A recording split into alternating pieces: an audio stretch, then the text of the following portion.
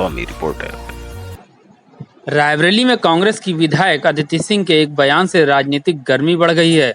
दरअसल रायबरेली में कमला नेहरू ट्रस्ट की खाली पड़ी जमीन पर लंबे समय से दुकानदारों ने अपना कब्जा जमा रखा है, जिसे प्रशासन नोटिस देकर हटाना चाहता है। अदिति सिंह उन दुकानदारों के समर्थन में पहुंची थी।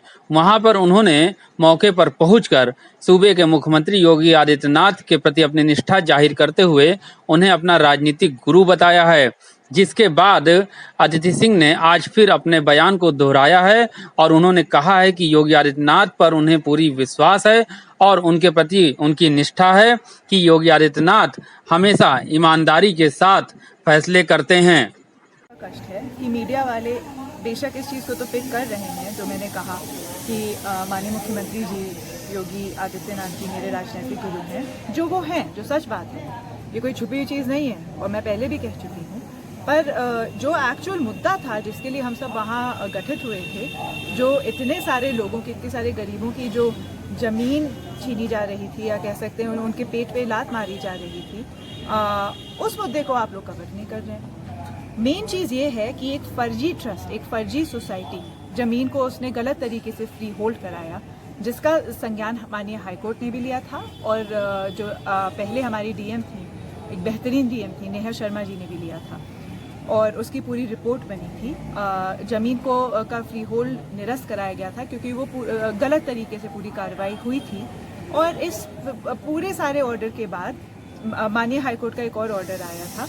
पर इन लोगों को, इन गरीबों को हाईकोर्ट जाने का या सुप्रीम कोर्ट जाने का या रिव्यू फाइल करने का कोई भी जो उनकी कॉन्स्टिट्यूशनल राइट है, जो उनके संवैधानिक हक हैं, वो करने का टाइम ही नहीं दिया गया। लॉकडाउन के दिन सिटी मैजिस्ट्रेट ने और बहुत ही अभद्र भाषा का उपयोग करके भी जब इन लोगों से को डराने धमकाने आए थे, बहुत अभद्रता से इन लोगों से बात करी थी। लॉकडाउन के दिन 7 तारीख को इनको नोटिस दिया था एविक्शन का और बीच में वीकेंड आया, जैसे आपको पता है सैटरडे संडे आया जो लॉकडाउन होता है, और 10 तारीख को इनको वहाँ हटाने का, बुलडोजर चलाने की पूरी प्लानिंग थी। जब मैं ये बात माननीय मुख्यमंत्री जी के संज्ञान में लाई, उन्होंने त्वरित कार्रवाई करी, न्याय किया और आश्वासन दिया कि न्यायपूर्वक पूरी कार्रवाई होगी और इन गरीबों को यहाँ इस तरीके से नहीं, इनका रोजगार, इनका घर, रोटी, कपड़ा नहीं उजाड़ा जाएगा।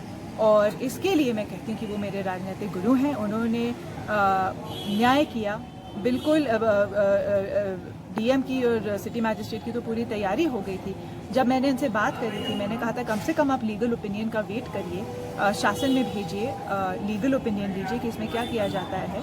उसका भी उन्होंने कुछ नहीं किया। पूरी तरीके से फर्जीवाड़ा, बहुत बहुत बुरा रोल रहा था सिटी मैजिस्ट्रेट का और बिना किसी साक्ष्य के, बिना किसी लीगल एडवाइस के ये इस गो अहेड कर रहे थे इन गरीबों को यहाँ से हटाने के लिए, इस फर्जी सोसाइटी के लिए। सोसाइटी, ऐसी सोसाइटी जिसने एक कौड़ी का आज तक काम नहीं किया है रायबरेली में ऐसी सोसाइटी जिसका कभी भी फ्री होल्ड कब्जा नहीं रहा है ज़मीन पे, तो वो किस हक से क्लेम कर रहे थे इस ज़मीन को, ये मेरी समझ से बाहर है। जबकि इस ज़मीन का फ्री होल्ड निरस्तीकरण हो चुका है।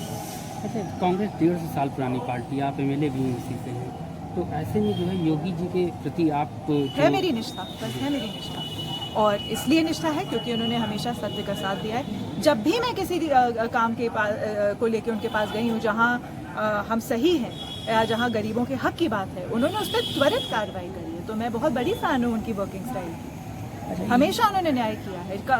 कम से कम मैं अपना बता सकती हूँ, जो भी मैं उनके पास काम लेके गई हूँ, त्वरित कार्रवाई हुई है और अच्छी कार्रवाई हुई है और बिल्कुल मतलब खटाखट जो उनको निर्णय लेना होता है, उन्होंने हमेशा गरीबों के, मजबूर लोगों के हक में निर्णय लिया है। तो इसलिए मैं बहुत इज्जत करती हूँ। जिस ट्रस्ट के खिलाफ आप लड़ाई लड़ रही हैं, वो उस ट्रस्ट में अधिकतर कांग्रेसी लोग हैं, वो ट्रस्ट भी कांग्रेसियों का है, तो क्या कहना चाहती है इसमें? जो 100% फर्जी है भाई।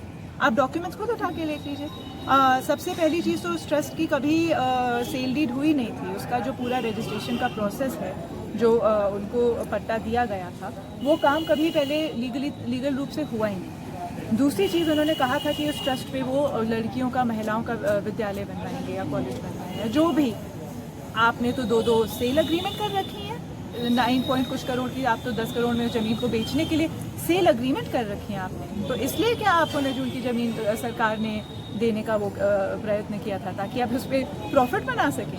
ये क्या मतलब समझ में ही नहीं आया कि ये क्या फर्जीवाना है। ऊपर से जैसे मैंने कहा, ये फ्री होल्ड निरस्त हो चुका है नेहा शर्मा डीएम साहब के ही समय हाई कोर्ट के आदेश में।